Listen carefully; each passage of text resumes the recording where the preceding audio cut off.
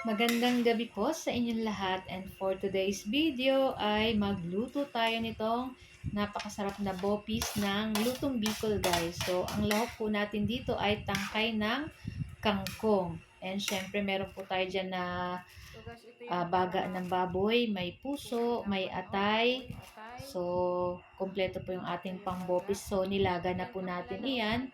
So nilaga natin sa may luya para mawala po yung langsa. So, ito yung ating tangkay ng kangkong. I-slice lang po natin ng katulad ng ganito na medyo maliliit. Katulad po ng ganitong in-slice na natin. Siyempre, nugasan po natin yan para sure na malinis po.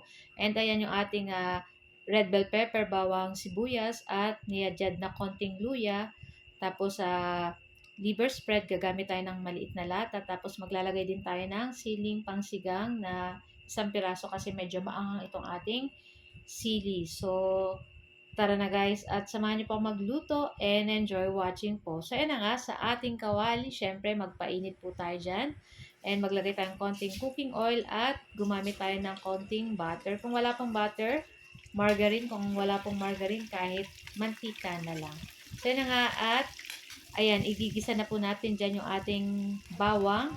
Ayan, so habang ginigisa natin itong ating bawang at sibuyas ay napakabangong gawa nitong ating butter. So talagang pag kumain po kayo nitong ating bopis ay wala kayong malalasahan na langsa. So ayan, nilagay na rin natin dyan yung ating mga sibuyas and halu-haluin lang po natin iyan hanggang lumabas yung bango nitong ating bawang at sibuyas. Tapos ayan na nga at nilagay na rin natin yung ating niyadjad na luya. So konti lang yun guys, siguro isang hinlalaki ng daliri ng ating kamay. Ayan, ganun lang kalaki ating nilagay. Tapos, ayan, so maglalagay tayo ng aswete or anato powder para sa pampakulay at syempre pampabango na din dito sa ating lulutuing bopi. So, ayan nga at ilagay na po natin dyan yung ating atay ng baboy, baga ng baboy, saka yung ating puso ng baboy. Ayan. So, in-slice lang natin ng medyo maliliit.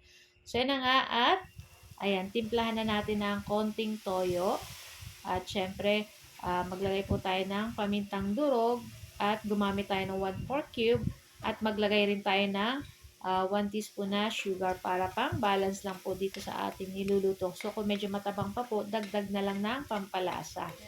So yan na nga at maglagay na po tayo dyan ng tubig at palalambutin pa natin yung ating mga baga dyan. Pero malambot naman na po yan at nilaga natin yan ng 30 minutes.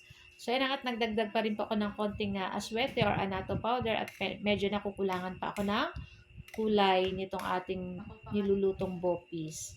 So, yan nga at takpan lang po natin iyan at pagkaraan ng ilang minuto, ayan, medyo wala na yung ating tubig. So, maglagay na lang po tayo ng konting tubig pag medyo matigas-tigas pa, ayan. So, naglagay na po tayo nitong ating maliit na lata ng liver spread. Ayan. So, isa pa to sa makakapasarap nitong ating nilulutong boki. So, nakalimutan ko kanina maglagay ng dahon ng laurel. So, ayan na, tinabol na po natin. Ayan. So, naglalagay lang ko ng pakonti-konting tubig pag medyo parang nadadry na yung ating bopis dyan.